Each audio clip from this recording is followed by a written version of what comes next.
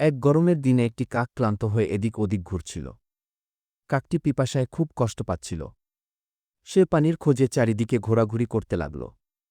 অনেক খোঁজাখুঁজির পর একটি বাড়ির পাশে একটি মাটির কলস দেখতে পেল। কাকটি খুব খুশি হল।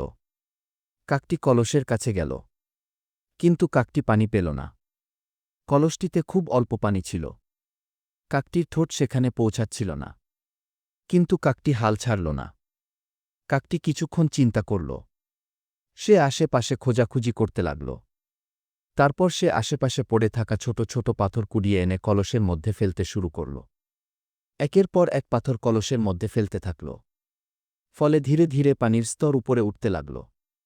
শেষ পর্যন্ত পানি উপরে উঠে এলো এবং কাকটি খুশি হয়ে স্বচ্ছন্দে পানি পান করল। তারপর কাকটি খুশি হয়ে উড়ে গেল। এই গল্প থেকে আমরা যে শিক্ষা পেলাম, ধৈর্য ও বুদ্ধি ব্যবহার করলে সব সমস্যার সমাধান সম্ভব। কাকের মতো আমরাও যদি চিন্তা করে কাজ করি, তবে কোনো বিপদই বড় নয়। ভিডিওটা ভালো লাগলে সাবস্ক্রাইব করতে ভুলবেন না।